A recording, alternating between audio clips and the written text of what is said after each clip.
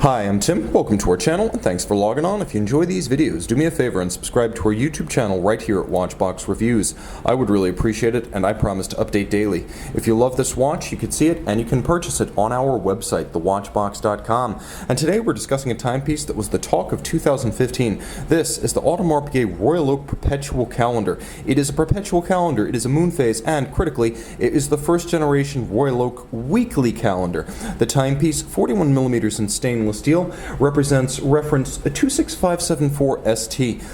2015 launch, late 2015. It remains current production in the Audemars Piguet catalog. Wonderfully slender, beautifully crafted. It's everything you imagine a Royal Oak to be, with the additional grace of a photorealistic moon phase and a beautifully balanced perpetual calendar dial in Grande Tapisserie galvanized blue. So the blue dial, of course, generally an Audemars Piguet boutique exclusive, sometimes reserved for premier independent retailers. This is a rare watch, and on my 16 centimeter circumference wrist, it's a fairly large watch. Royal Oaks always wear larger than their nominal size, and compared to the 39 millimeter former Royal Oak perpetual calendar, I have to say this one feels more like a 42 or a 43 on the wrist. The 41 millimeter case really does feel like a go-between, splitting the offshore 42 and the traditional 39 millimeter Royal Oak. Though the timepiece is not thick, it measures only 9.5 millimeters thick. It is broad, lug-to-lug, a substantial 51 millimeters, and if you include the solid plot style end links, you can see they do flare out. They are not completely compressible.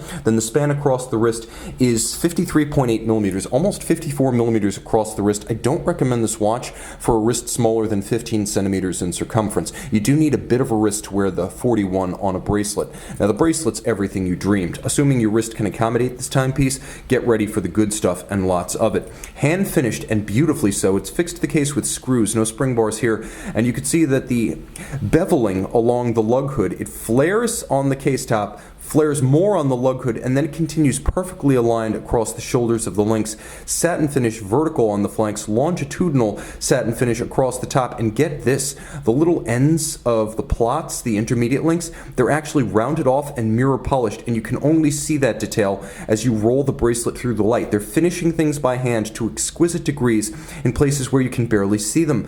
Ergonomic excellence too. You can see the underside will vent the wrist as well as avoid pinching skin or pulling hair because of the channels between links. No protective pin sleeves here. Every removable link fixed by a screw, and you can see that on both sides of the clasp. The clasp is a sequential close, double deployment. You can see one side goes down before the other, twin trigger, and quite robust.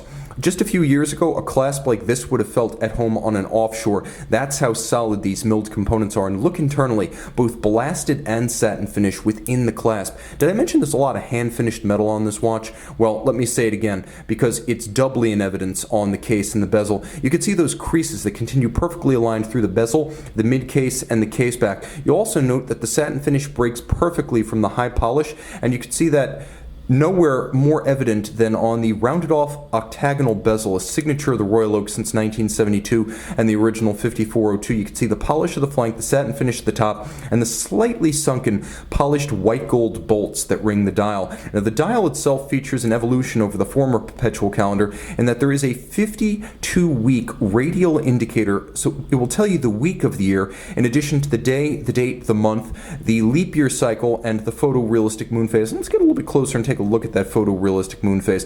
It has a beautiful blue cosmos behind it. That is a detail of the dial that's worth looping. Now the dial is the Grande Tapisserie. It's cut on a pantograph, which is a mimicry engine, generally considered to be a 19th century device in the 21st century. It's old style dial making. There is a large template that creates all of the hobnail textures you see on this dial, and it transfers that pattern onto a small blank that becomes the dial. It's then galvanized blue, which surprisingly has a high rejection rate even for dial specialists.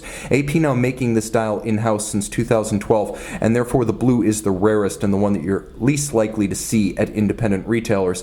Note the polished chapter rings for each of the registers, a handsome and upscale touch, and then just a small flourish of red to create a barely tritone white, blue, and red dial. Also note that it's a beautifully symmetrical dial. You can split it bilaterally, you can also split it horizontally, and it's symmetrical. Now the crown is still a screw-down unit, hexagonal to match the bolts inside the bezel, but with the through-case fittings, the pushers for the calendar, the watch is only 20 meters water resistant, so you're not going to take this one swimming.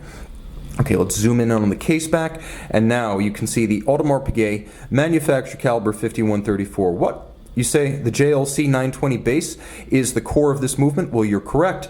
And since Audemars Piguet now has the rights to make that JLC 920 base entirely in-house, finishing it and regulating it in-house, it is an in-house caliber. Quick background, the JLC 920 was created for Patek Vacheron and AP back in 1967. It powered the VC222, the Patek 3700, and the original Royal Oak 5402. Today, VC and AP continue to use it in limited quantities. It's finished to a higher degree than any in-house AP 3120 or offshore 3126 movement. Mirrored anglage. There's chamfering on the edge of every bridge, which is truly optically smooth and rounded, not cut with a machine. You can see that the same is true of every jewel and screw countersinks, with every screw head polished and its slot chamfered. Rose gold satin finished skeletonized rotor.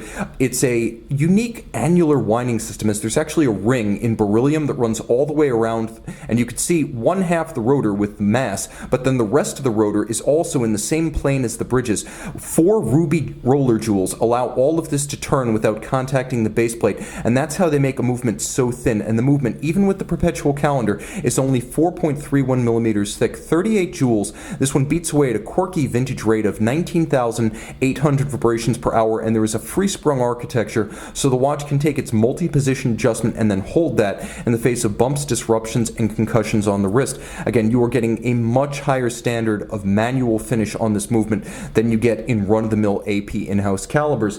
Beautifully executed in every respect and historically significant based on that AP 2120 movement. This is a caliber for the ages with a 40-hour power reserve. Wear it every day, and this is as close as it gets to set it and forget it. A perpetual calendar that need only be corrected once in the year 2100. See it and make it yours on the watch box. The white gold indices and hands of the Royal Oak Perpetual calendar.